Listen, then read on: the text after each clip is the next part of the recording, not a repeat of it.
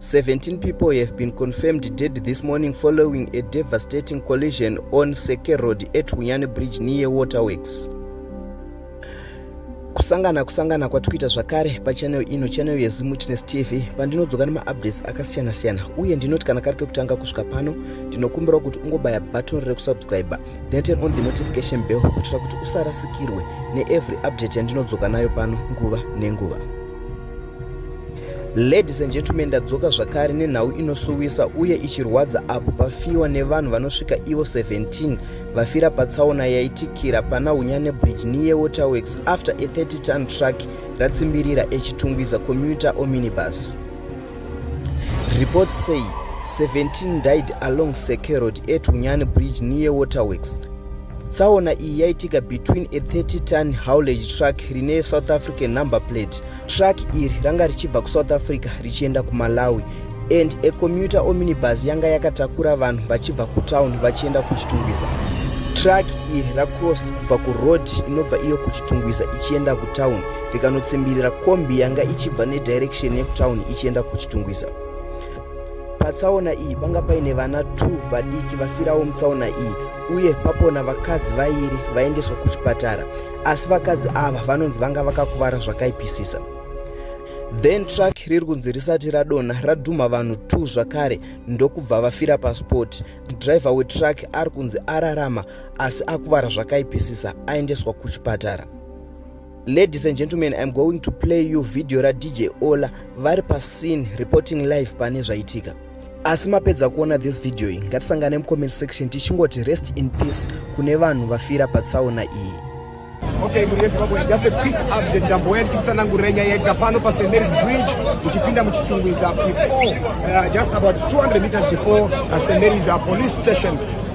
So far the crane that chikumbira rauya. We want to thank those who are either hit to their core kuti vasvike pa ground vakwanise kurescue, and as you can see chakushowa just now truck ramutwa rakatsikira kombi, and also vanhu vakwanisa kubuditswa asi tine urombo kuti vanhu vazhinji vabuda ipapo vakaparara. So far tirikuona pasi apa kana vakarara pasi apa, but so far pafa vanhu vanokwana 17 confirmed dead on the spot by the doctors and the police vari panapa as we speak.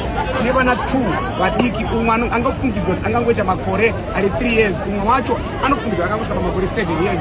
Vana vari pakati pedu, pakati pevanhu vari kutsaona iyo vabuda vakadzi vaviri, umwe chete ndiye aenda kuchipatara, umwe chete wacho aenda zvakare kuchipatara asi achiratidzwa kuti anga akakwara zvakanyanyisa, mafractures akati wandei. Tiri panapa toda kuudza vachikaira vari kufamba mumugwagwa kuti vari kufamba nerodhi yekuchitungwiza nhasi mufambe muchiexercise caution, nekuti tsaona iri panapa yakabloka road ndichiona kumashure kwese kwakablokwa. Asi toda kutiwo kune vazhinji vanokwanisa kuenda pachitungwiza hospital to identify kana paine hama dzenyu dzangati traveler form dzanga dzichienda kusene chibva kutaura makuseni, munokwanisa kuuya pachitungwiza hospital kuti mukwanise kuidentify mabodies evanhu venyu kuti zvakamira sei. Iri riri behind me ndo truck racho rapiti uchibva kuside rechitungwiza richienda kutaura rakosa roaita panapa. So zvamuri kuona this side rine pavement iri pakati apa, so there's another road there in this other side. So truck riri dzakandibva side rakosa this pavement, parakosa pavement ranzi rarova vanhu vairi vakafira vakare pasport, vanhu vazvakare among the dead vakarara panapa. This is sad. As I'm reporting to you, I'm so heartbroken as well, but kungoshingirira ndapana kuti tikupe updates. Pamwe vazikanwa hama dzavo yapano, we cannot disclose their names before the police have released the details. So tinozokupai zvizere zvamurikuona kuti vazhinji vanhu vauya vagara muchitungwiza munomu varipo kuzoona chiitiko chinosuwisa zvakadai. I'm just going to show you this vehicle, kombi yacho yanga yakatsikirwa inonzi Wakanda, yakakanyorwa kuti Wakanda forever. Muchikairisa sina contract. So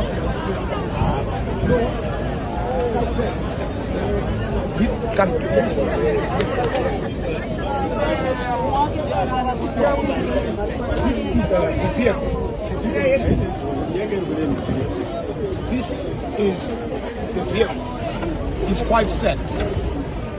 Kombi, you can't even recognize it.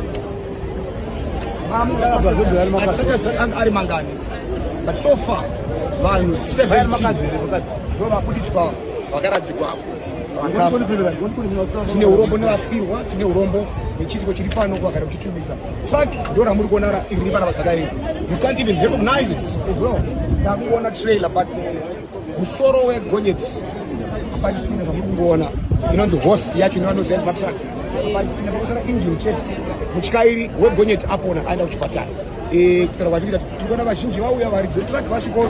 Truck iri rinonzi ranga richibva kuSouth Africa richienda kuMalawi, rakatakura machips richienda kuMalawi, saka ndo zvaitika panapa. Tichakupa a quick update as soon. Stay tuned. Thank you.